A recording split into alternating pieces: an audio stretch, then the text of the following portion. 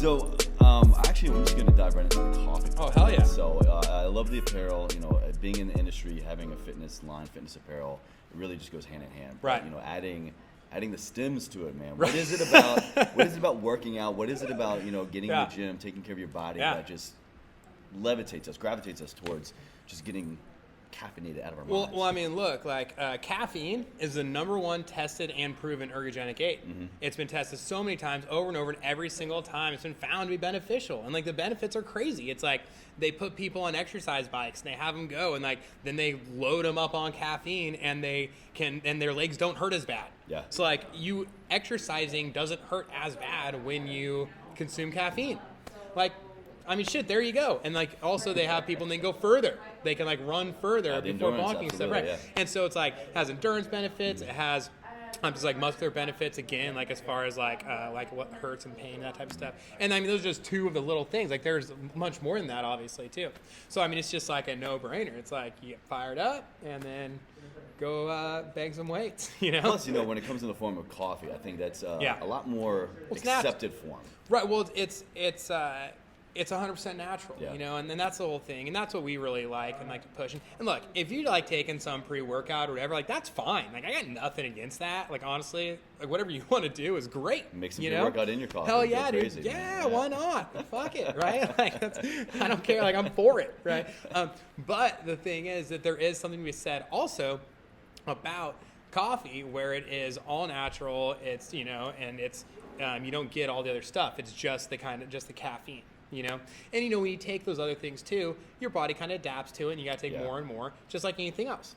And so the thing about coffee is it's almost like a way to kind of draw a line.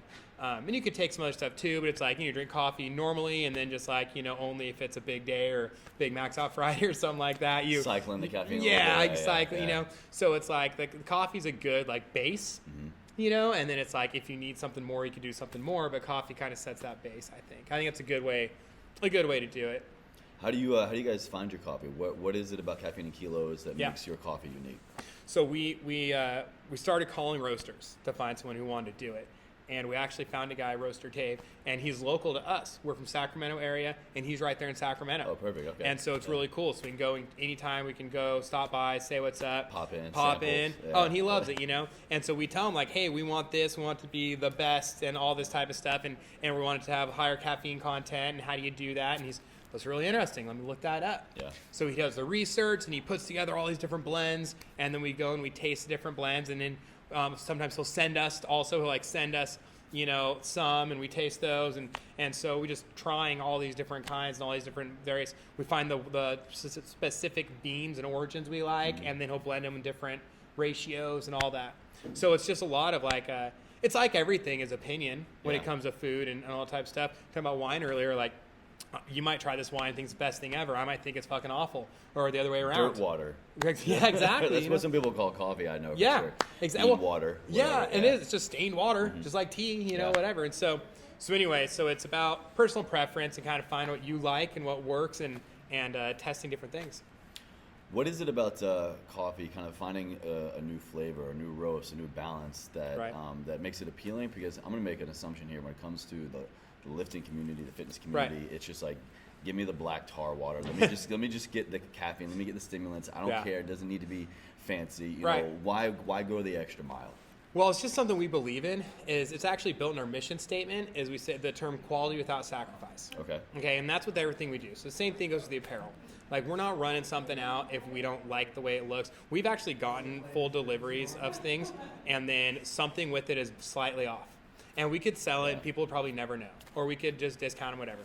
But that's not, we don't want people to have that impression of the company, of the brand. It's not true to your values. Yeah. It's not true to the values. And so the coffee is the same thing. It's when we're going to have this coffee, we want it to be good. I want it to be something that I could give my parents, and they could drink this coffee, and they like it. It's not it was kind of a joke. We said, maybe we should just make it taste like straight gasoline, right? That's something we kind of toyed with. High octane. For about 1 minute. Yeah, that's a fucking terrible idea. Let's actually have it be really good, right? And something to be proud of. Yeah. And so that's the whole thing. It's if you're going to, I just feel really strongly about if I'm selling someone something, I want to know that it is high quality and it is a good product. Mm-hmm. And that's important to me. And it's same thing in my gym is it's very important to me that we offer the best program we can. Like, good enough is not good enough. Fuck that. You know? How do you go above good enough for your getting into the training talk now when in your gym? How do you go above good enough? Okay, so my trainers. Okay, here's an example. The coaches. Well, here's the thing. What is the goal of coaching someone in a fitness environment? Because you're trying to get them in better shape. But why do they want to be in better shape? It's to improve their quality of life. Yeah, what's the core there? What's the why? It's to improve their quality of life. Yeah, they want to lose weight and do this and that and their life expectancy. But really, why? You know what? Because working out, you feel good and it's good for you. Improves your quality of life. Amen, yeah. So what else is good for you? If we're trying to talk about like development, like working out makes people better people. Because that shit's hard. So you're forcing yourself to do something hard. Talk about the long game. Yeah. You don't get the results right away. You got to work hard for a while, and then you see results. You got to earn that shit. So working out is good for people for lots of reasons. So if our coaches are all about coaching people and working out and teach them to improve themselves that way, the coaches need to improve. And now here's the thing. They're already in shape. Who coaches the coach? So how do they improve? If they're in good shape and they move pretty well, and they're trying to always learn more about fitness, of course, but what's the next step? So I actually just started doing this recently. I bought everyone a book. And I bought my favorite book. It's called Mindset by Carol Dweck, right? It's probably made one of the biggest impacts on me. I believed, or already believed, a lot of it. So there's that confirmation bias, which is always nice. Yeah. But just the way it's framed, and it made me realize things that I believed in that I didn't know that I believed in, right? And I shit you not, it changed the way I talk to my kids. Yeah. Like, I say different things to my kids since reading that book. That's powerful. Yeah. And so with our coaches, if we're coaching people, training people to get in shape and be more fit because we think that's good for them as a person, we need to develop the people who are coaching our clients. So, all right, here we go. It's about a dozen books handed out to every coach and say, hey, this isn't mandatory reading, but we're talking about it next month. Highly encouraged. We're going to talk about it, right? Yeah. And so that's one way. It's because I truly believe if we develop the coaches and make the coaches better people, not just better fitness experts, but better people, then they are going to be able to give our clients better value. True. If they understand what drives people and the right things to say to somebody, and what do you praise? Yeah. And that's a good thing with mindset. Like, someone makes a lift, you say, hey, great job, you're awesome. Well, what happens when they miss a lift? Now they're not awesome? Yeah. What the fuck is that? Right? You suck. Yeah. And so I'm not like all touchy-feely, like results don't matter. Yeah. Like, absolutely they do. Like, when I coached wrestling, I'd get all fucking fired up, and I'd tell the kids, like, we're in the running, I say, hey, look, we're all in here just to have fun. You know what's fun? Winning. Right? Yeah. And if that's not your idea of fun, if you don't want to win, right, there's the door. What's it like telling that to a child or a youth? They're high school kids. Oh, okay. You know what? I don't give a fuck because what I mean by that is the same thing. It's a personal development thing at that stage too.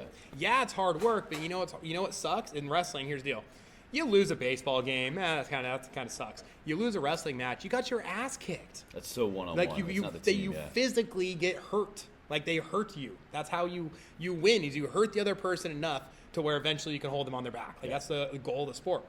And so, anyways, that's the whole thing. Is it takes a type of person to want to do that. It takes a certain type of drive. Yeah. And if someone doesn't give a shit about winning, they're never gonna have any success in that sport.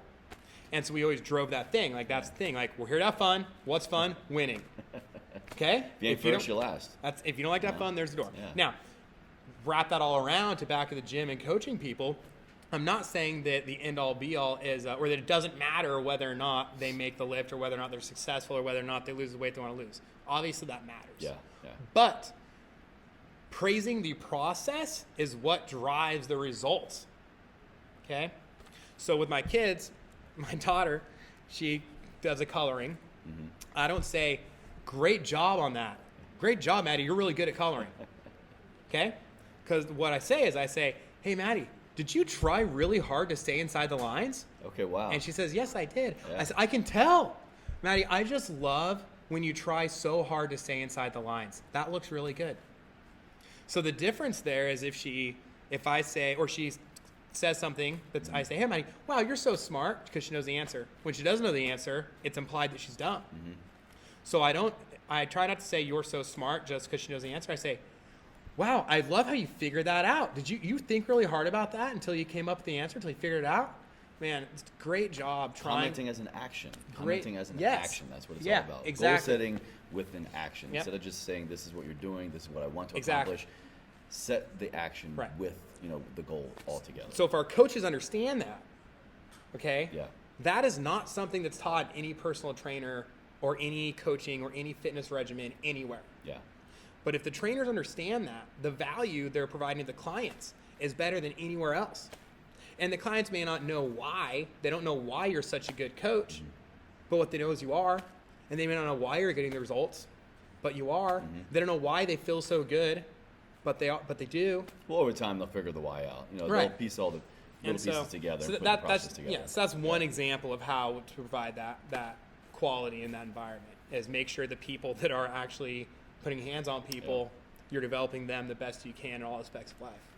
Kind of just going back to the coffee, kind of lighten the conversation a little bit, because I'm a huge coffee nut. Oh, dude. My family business, my family growing up was in the coffee business. So I've been slinging coffee, making food since I was like 12 years old. So you cut me, I bleed cold brew, basically. Right. What's like one of your favorite, like, just bullshitting coffee talk stories? Like midnight in a diner somewhere, worst cup of coffee. What's one of those coffee experiences? You ever seen the movie I got Coffee one. And Cigarettes? What's up? You ever seen the movie Coffee and Cigarettes? No, I've heard of it though. I know. Go check it out. And it's literally just pieces of coffee talk. There's this event in Canada. It's called the UG Beach Wad, whatever. Okay, it's this event in Canada, and it's just outside Toronto, a couple hours outside Toronto, and this beautiful community. It's on the beach. It's literally on the beach. So we're sponsoring this event. Well, we fly to Toronto, and it's whatever. We land, and it's like 9:30 at night. Okay. Well, it's like 2 hours, this event, but I've never been to Niagara Falls. Yeah. And Niagara Falls is only 2 hours away, the opposite direction. Right? Well, I've never been to Niagara Falls. Well, me either. Well, shit, let's go. Yeah. So at whatever it was, by the time we got to the airport, it's like 10:30.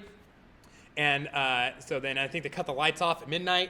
Yeah, it's all illuminated. Right? Yeah, at a certain point, yeah. So we drive all the way to Niagara Falls. It's on the way to talk about Tim Hortons. Tim Hortons is a Canadian. Yeah, they're all up north. They're all over Canada, right? Yeah. Really popular. It's like as popular as Starbucks is in America. Tim Hortons is that they're prevalent. All over the place, They'll be like adjacent corners, Anyway, so we kept stopping at Horty Who's. We called it Tim Hortons. So we'd stop, we'd get some coffee and some like donuts, and then like back on the road. So we go to Niagara Falls. Oh, there it is, bunch of water. It's nighttime, but it's lit up. That's cool. You caught the lights. Nice. Made it before midnight. Barely made it before midnight. Really cool. And then we have ahead of us a 4.5 hour drive to our hotel. Right. All like hopped up on coffee. But how do you make a 4.5 hour drive at midnight through the backwoods country of Canada that you've never been before or whatever in some rental car? Well, I'll tell you how is you stop at every fucking Tim Hortons you see along the way. And so I'm not kidding you. I think we stopped like more than every hour. Yeah. Right. Oh, there's one. Yeah, I could go for another. You're racking up the points, just swiping the Horty's card. Yeah, you get. So we just go. Anyway, so it's like we drove, 4.5 or really. Counting 6.5 hours through, and like between Toronto and this community, like it's nothing. It's through the woods, like legit through the woods, like Bigfoot type shit. And so, anyways, so just like driving all night long, just like pounding Tim Hortons coffees and eating their donut. Who's one person that you would love to have coffee with? Sit down, whether it's your brew, somebody else. Who would just be a person you want to sit down and have a cup of coffee with? Oh man, when you said like a million names flooded through my mind right now. Do they have to be alive? Nah, even better. Oh, Jimi Hendrix. Oh, beautiful. Ah, that'd be coffee. Jimi Hendrix else. Would be, dude. Yeah, whatever, dude. Yeah, man, I think that would be really cool. Winston Churchill. Oh, that's a wild one. Winston Churchill would be like just the. If you ever read the book, like the book on D, I think it's actually called D-Day. Anyway, this book on D-Day, it's like, it's fucking wild. Yeah. You know what I mean? And just like the decision. Anyway, FDR would be cool, but Winston Churchill would be that'd be a really cool one. If I were to pick somebody alive. Yeah. Who's existing right now that be good to pick the brain caffeinated? Oh, dude, I'd love to talk to Lil Wayne. Seriously, like I'd love to talk to Lil Wayne. That'd be kind of fun. Wheezy baby. Wheezy baby, Tunchi. I love talking to Lil Wayne. Yeah. That'd be fun. I know that's like kind of an off the wall. That one may not be very insightful, but like it's true, dude. I'd love to talk to. I'd love to like drink coffee with Lil Wayne. What's on the horizons for Caffeine and Kilos? What's your next big baby for 18? Right. So we're really kind of focusing on the coffee and just kind of working, getting a little more wholesale stuff for the coffee going. We hadn't really focused on that. Same time. Oh, okay. So we held an event that launched the company, and we had apparel and actually had our coffee at that event. Okay. So the Caffeine and Kilos Invitational in 2013, we sold our coffee and the apparel. Awesome. So that people ask that a lot, like, oh, I thought you were a coffee company, and then it's just the apparel. I thought apparel and then the coffee. It's like they were actually the exact same time they were launched. So that's kind of that. And on the apparel side of things, we're just working on just pairing things up a little more, a little better. When we release stuff, a lot of times like a one-off thing, and that's great, or like one item. But just kind of putting more collections and capsules together, so you can not only get the shirt, but you can get whatever, or multiple items that have similar themes. That type of thing. We've done it before and had some success, and people really like it. We get a good response to it. So we want to do more collections and capsules on the apparel side, and on the coffee side, just keep doing more. Just working the wholesale angle just a little more, and just kind of seeing what's there with that. Awesome, man. Caffeine and Kilos, look good, lift good. Hell yeah. Caffeinated as hell. That's it, man. We call it getting stimmed out. Get stimmed out. Get stimmed out, man. Hell yeah. Hell yeah. Dude, I love getting fired up. It's the best. Like I said, you cut me open, I'm just going to bleed coffee. Hell yeah. It gets me through my day. So have you had it yet? Yeah, I have a cutoff time. I got caffeine. Well, all weekend, dude. Swing by the booth. We got that shit brewing all weekend. I'll come get you. Yeah, on deck. I walked in with a cup. I saw you guys. I was like, yeah. Get you tomorrow. Oh, man, no worries. Danny, thanks for your time. Awesome. Man. Thanks so much, Chase.